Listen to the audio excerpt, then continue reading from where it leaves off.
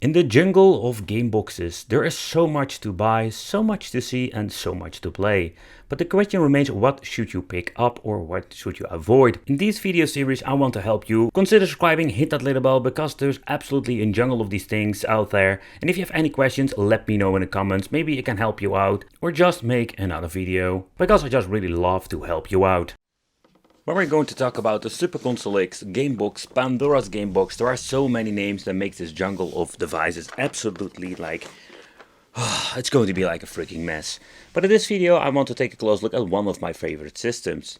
So this is basically called the S905X models, also known as the Super Console X Max Pro Plus Pro. See, this is where we're going. This is what I mean. It's confusing.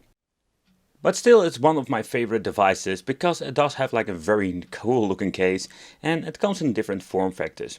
So if you're not familiar to stuff like this, let me explain what this is all about. So basically, this is an Android box that they slapped in a new case and just slapped some Emulation on it. Emulation is a piece of software that gives you the opportunity to play all kinds of games from the DOS time up to the PlayStation 1 and sometimes even more. But why make a video about three basically the same kind of products? This is more like a great example. It's like that you sometimes find these products in all kinds of different form factors, but also like different like sizes. What are the differences and what can you expect? The first version we're having here is the S905X 64GB, and this 64GB is basically standing for the SD card you're using inside the system. So what you're going to get with all of these devices are exactly the same stuff. And what do I mean with stuff? You're going to get yourself controllers, but there we do have like some differences what we're going to talk about. And there we have like the box inside the box where we can find the system. And yeah, I bought it back in the day myself and I realized I basically bought 3 times the same product. But it doesn't matter because I wanted to see what are the differences in the end. For example, here we're having like the one on the 28GB model. So what you're going to get inside the box, yeah, we're going to get the same kind of box that we have seen before. We're also going to get ourselves the same case, what you can see, and we do have like the same like peripherals. Think about the remote because it's basically an Android box.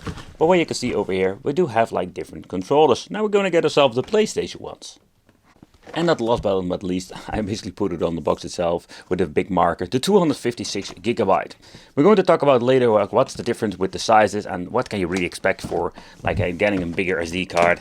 So inside we do get like the same controllers when it comes to the PlayStation ones. So inside the box, sometimes you do have like different, let's say, colors. We have like translucent like white, or I think they call it like crystal. And then we have like the black edition that is just like having the same kind of plexi with the same kind of fan, only it's like glossy black color. Okay, though the first thing that I want to talk about is the specifications. They are mostly using like cheap Android boxes in the Super Console series when you're not paying a lot of money for it. And that's what you're going to see also with this one. The S905 is just a very old chipset. They have like different kind of models. It's kind of confusing. They're still using S905, but have like minor differences between the chipset and clock speed. But that's not what we're going to deep dive into. We just want to see like an overview of the specification list. But how translates this back into emulation performance? So these boxes are just great for up to PlayStation 1. So if you want to play some DOS, Atari, NES, Super NES, Mega Drive, Genesis, like there's so much stuff you can play on it. I think it does like a lot of wicked things to offer. But when you're going to get into, let's say, PlayStation Portable, Sega Dreamcast and some other systems, you will find a lot of issues. When it comes to like glitching an N64, you will see that we do have like some limitations. But that's basically what you're going to get and what you can expect from a cheap box. I bought basically like the 3 same cases. A little bit of a bummer. Maybe in the future I could like see if they are like having different colors or I can show it here on the channel. But I really love translucent. It's very cool to see. I just love it. But again, it's my personal opinion about it. So what you're going to get with this model, we do have the input over here for the SD card, 2 USB ports. And then we have like the connection, because it's just an Android box. What I really like about this older model, it comes with an on-off switch, because that is not really common. It's a game system. Some of them are like freaking annoying. When you're going to plug them in, they automatically turn on. It's not super convenient if you want to use it actually like for playing games. We're only having the HDMI functionality for plugging it into your system. Another thing I just really like about it is not only the design, it's just a basic design, but it comes with a very nice fan. It's not very loud, it comes with RGB. There's no way of shutting down the RGB. But where you can see, dude, like this is a modification. The cable runs from the fan to the bottom part over here, connects over here. Soldering has been done great, but okay. But beside that, like when you're looking at the specifications in general and the things that you can do with it, I think it's quite interesting. But how about the controllers? It's kind of interesting and weird at the same time. So they're still selling this, and this is the weird part, with these Super NES controllers. I'm just going to be honest, like I'm not even using them, because it makes no sense. Yeah, of course, if you want to play some really old cool stuff, think about 8-bit, 16-bit, this thing is more than enough and you can play actually everything with it. But the overall quality, it's pretty damn horrible. But you're looking at the original Super NES controller. It's not like the cheap versions. We do like, for example, the long travel buttons. They feel quite nice. I was like, this is personally my wicked test, trying to button just to see if you can like push them in very easily this way. They feel very solid, not super bad. We do have like the rubberized select and start, and the D-pad. It's not really bad, but it has like this weird travel. You can see like this weird long travel. Maybe you can already hear it from the microphone, not very good. They have like the L and R, they feel quite legit, or they feel like very nice to play with. But overall we do have like 6 function buttons, so for the most 8-bit, 16-bit I think that would be enough. But if you want to get into PlayStation, there we're going to have some issues. Alright, so the first impression is that this thing is really bad. Like the D-pad, oh man, it is not responsive, and somehow like it gets some weird inputs that my little gimlet go all nuts. So if you just want to walk around, it's okay, but I'm noticing when you want to play some actually fighting games, this is not a controller that you really want to have. So in my opinion, they just need to stop selling these weird Super Nintendo controllers. It makes no sense whatsoever, especially if you want to play some PlayStation 1. This thing is completely pointless. So what I'm going to do now is going to get myself an Xbox 360 controller, the ones I'm always using, and it's very compatible. It's just great compatible with these devices. I'm going to throw away this stupid Super Nintendo controller because it's awful. That brings us to the PlayStation controllers. Now, we must say that overall the quality of these are not bad at all. Like you can see it maybe on the camera, like the D-pad have this very weird glossy touch to it. I don't really like it. The touch itself is not bad at all, and not to forget, it's a smelly test. You just need to smell it because these things smell really chemical. And sometimes when you're holding it for a couple of, let's say, an hours, you can just smell it on your hands. I'm not a big fan of it. They're not like the cheapest one. They do have like very nice rubberized joysticks, but the overall quality, yeah, it's not. Funny thing is, like I do have like even some touch difference when it comes to the L1 and the R1. But in overall, not a great controller in general. Like I'm personally preferring having like the PlayStation 3 knockoffs or knockoffs like the ones that have like P3 in the middle. Yeah, those are like way better quality. There's not even rumble in this thing. Works with 2 AAA batteries. Do have like an on-off switch. I always forgetting to turn this thing off. But beside that, like the options you're getting with these are not the best. And I'm more usually just grab yourself an Xbox 360 controller and just plug that one in.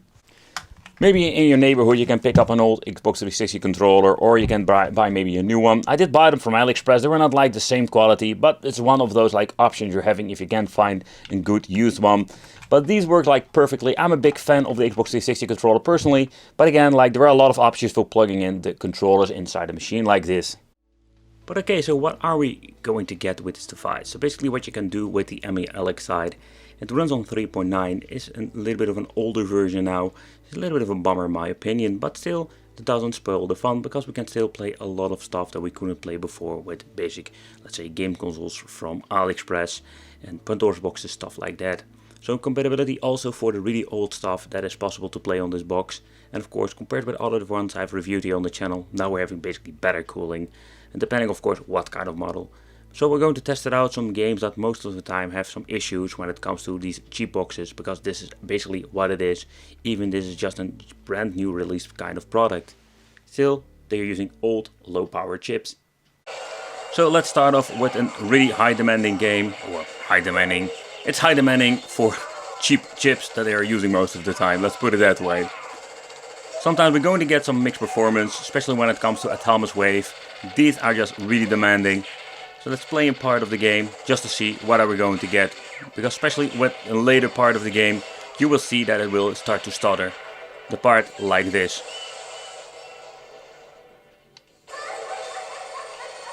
So where a lot of these Super Console X devices have issues, this one, you can just hear it that it struggles. It struggles getting this to work.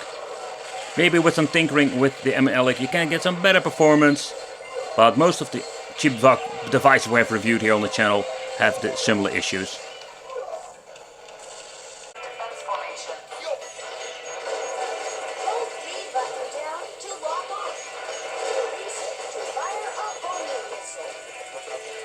But with Sega Dreamcast, we're going to get a very good support for many games. You can see it with Sonic Adventure 2. The game runs very well.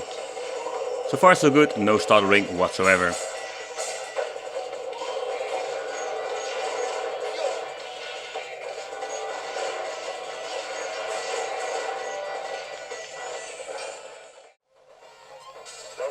Okay, next up, let's try some arcade. Take consideration, these boxes don't run Killer Instinct. I like the really demanding games, or Tekken Tag, stuff like that. So you're basically limited to Mortal Kombat.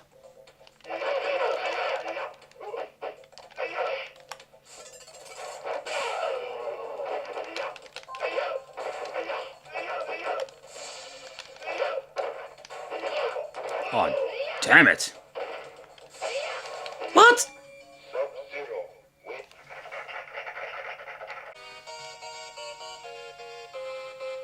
And what I really like about these Android-based boxes is that the emulation for Sega Mega Drive is like excellent. In my opinion, spot on.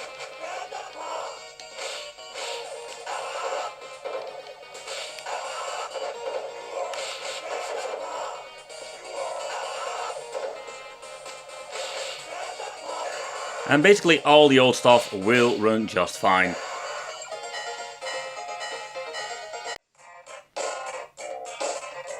But when it comes to N64, yeah, this is just a system that will always struggle on these cheap boxes. Most of the time when I'm going to make a review about a Bodacera with a mini PC, then we can basically play this game flawlessly. But with a cheap box, absolutely not.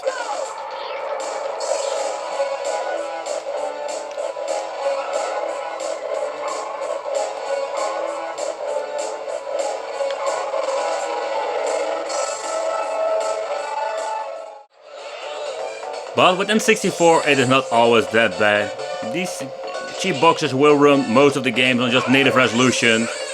They will look okay, but it's not the best. Of course, if you have more juice, we can basically play it on high resolution and we're going to get better performance. Okay, next up let's try PlayStation Portable. And yeah, when you're having a system like this, it's super demanding. And with some two-dimensional games you will see some minor glitching, but it's still playable. So take consideration, PlayStation Portable, it's possible, but there will be a mixed performance when it comes to the system. But does size really matter? I think not at all. Yeah, that's what she said. But the thing is, like when you're looking at this like Tower of Power, or yeah, it's more like Tower of Power. Whatever, you know what I'm saying. The thing is, like when you're looking at the differences with the sizes, it's more like storage capacity. You can just basically upgrade it yourself, like make them back up to a bigger SD card if you want to, or like rebuild the Emulator if you want to. Nevertheless, there's nothing like very, let's say, interesting things when it comes to bigger sizes. Especially when you're looking at the PlayStation 1, there we do have like bigger sizes needed for SD cards, because those files are like around like up from 300 megabytes per file up to 600. The conclusion is more like, what do you want to play? That is the question you need to ask yourself. If you want to play some old school stuff, like really old stuff, there are so many different ways to play it. And I think this is absolutely a great piece of, let's say, equipment you can get. Due of like the way they made it, the construction, but also like we do have like an on and off switch. We can play up to PlayStation 1. Take consideration you don't have like high resolution with PlayStation 1, but the overall performance is not bad at all, especially when you're looking at the price. Yeah, the controls they're giving you with this, I don't really like it at all. I personally just slap in an Xbox 360 controller, or maybe you can get yourself another one. We can make a separate video about it if you want to. Let me know in the comments about controllers, what can we use. But then again, like there's so many options out there. But when you're looking at the things that I really like and don't like, that doesn't even matter. From this point, I think this is one of the best boxes you can buy for a very cheap price and still have a lot of stuff you can play. We do have limitations, I think, with every game box, but a limitation, especially if you're looking into, let's say, the old school stuff, there is none of them. And I think the construction with the fan, it's way better than the previous models. Yeah, and again, let me know in the comments what you think of this, because yeah, the files are big, but besides that, it doesn't even matter. It would be great if you subscribe, hit the little bell, and it would be great to see you in the next video.